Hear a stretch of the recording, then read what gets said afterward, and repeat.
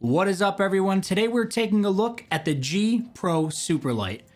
I've been using this mouse for a little over a year. It has been my daily driver, and prior to this I was using the original G Pro wireless. Let's get into it.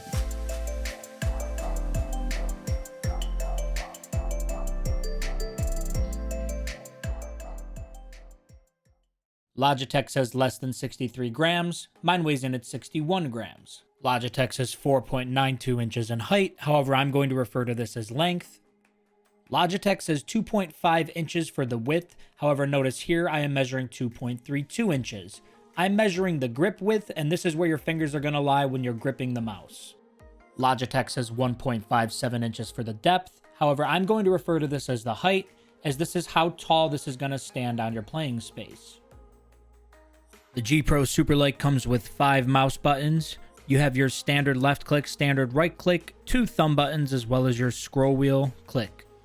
Non-additive PTFE feet, Hero 25K sensor, PTFE compartment cover, and we can also remove this cover and charge the mouse using an aftermarket charging dock instead of using the cable to charge it. Moving to G-Hub, this app through Logitech gives us total control over our mouse settings, allows us to adjust DPI, polling rates, save profiles, and really fine-tune our mouse. The Superlight also comes with a 2-year warranty. Now in your box, you're going to receive the USB receiver, as well as an adapter to go from micro to standard USB, and your 6-foot micro USB cable. Now you can use the USB receiver right in the PC, however Logitech does recommend keeping it around 8 inches from your mouse area, as well as 6 feet away from any wireless routers. Now depending on what your signal has to travel through, as well as if you have other wireless devices going, you will forget my cables. I've yet to experience it, but it is possible that you'll have some noise or interruptions in the connection. Now to avoid this, I prefer to run the cable, attach the adapter and receiver, and set it right in front of my play area. Now when the battery is getting low, it's as simple as setting your adapter to the side and plugging in your mouse for a bit. The cable really isn't the best. It's not like a paracord cable or anything fancy. However, I can literally count on one hand the amount of times I've actually used the mouse plugged into the cable. Just make it a point to plug it in every so often, especially if you're going to be getting up from your computer for a while, and you'll be good to go. Now let's take a look at some of the changes Logitech made with the G Pro Superlight from the G Pro Wireless, starting with weight reduction. The G Pro Superlight weighs in at 63 grams per Logitech. I believe I got mine at 62 grams on the scale. The original G Pro Wireless was 80 grams. Now, is the weight difference noticeable?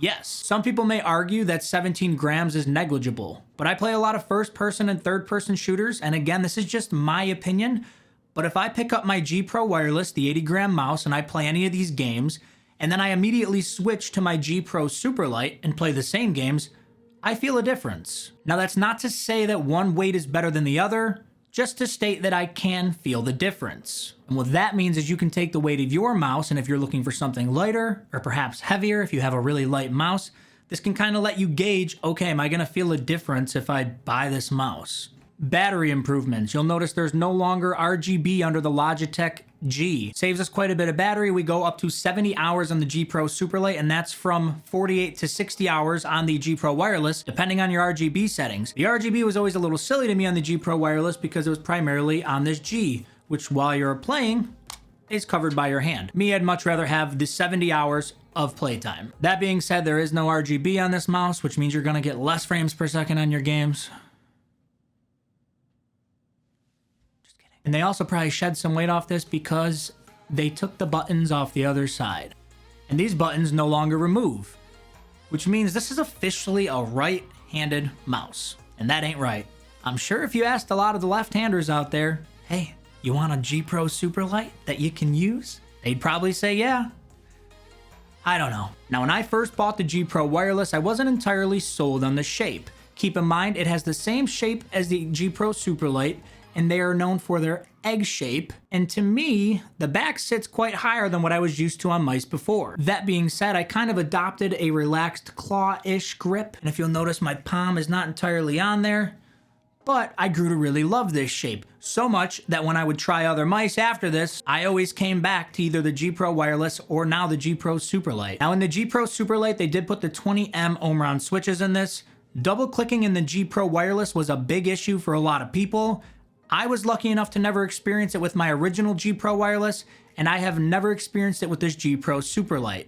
The switches are crisp. There is a little bit of pre-travel in all of the mouse buttons, not the scroll wheel. That is these and your thumb buttons. I don't want to quite call it smush, just a little bit of pre-travel, but there still is a good tactile click, and all the buttons feel really good to me. Let's take a look at the pre-travel.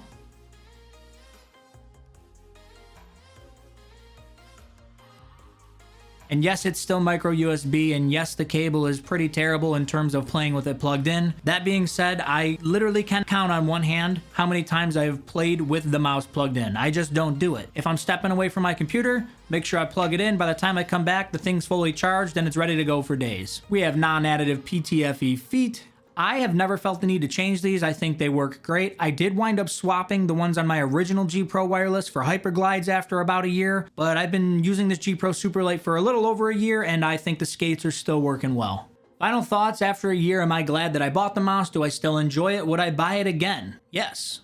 You're getting a 60-ish gram wireless mouse with app control with a 2-year warranty. Thank you, Logitech. Now, if you're still using the original G Pro wireless, wondering if you should make the switch, really, the main two perks are going to be the weight reduction and then the battery life. If you're not having an issue with the battery life, that leaves you with just the weight reduction, in which that's going to be personal preference whether or not you think it's worth paying the premium to switch over. I purchased my G Pro Superlight for $149.99. I think the retail price now is $159.99, but currently, as of this video, I want to say I've actually seen them on sale on Amazon and such for like $130, $135 US. This mouse does definitely favor people with medium to large sized hands. Again, my hand size is 7 inches long by 4 inches wide. Kind of a weird shape, I found out. Either way, if your hands are on the smaller side, there's a lot of other options you can try, and if you really want to stick with Logitech, the G305 might be a good option. Now, if you're still unsure of the shape and you've never tried a G Pro wireless or a G Pro Superlight, I would try to check out a local retailer, see if they have them on display, reach out to a friend, or maybe even try to pick up one used. And if this has not made you want to buy a G Pro Superlight, that's fine. There are plenty of other wireless options at this point that perform equally as well. From Glorious, Razer, SteelSeries, Rocat, the list goes on. And while this is my favorite mouse and I have been using it for the past year, very recently I actually have started dipping back into the mouse market. Currently, I'm trying the Final Mouse Starlight 12 Phantom. And I think the best advice I've gotten when it comes to picking a mouse and figuring out if I like it, give it a week or two. Very easy to pick it up, be like, nah, I hate this, and back to what you were doing.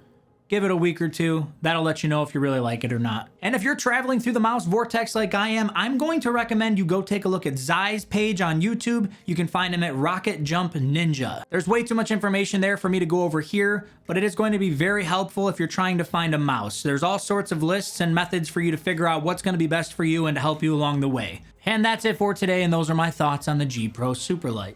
Guys, as always, thanks so much for watching. If you enjoyed the video, please make sure you hit the like button and make sure you hit that subscribe button. Drop a comment below if you have any questions or you think I missed anything, especially if you have any ideas for what you might want to see later. Turn your notifications on. Stay tuned. Love y'all. Later.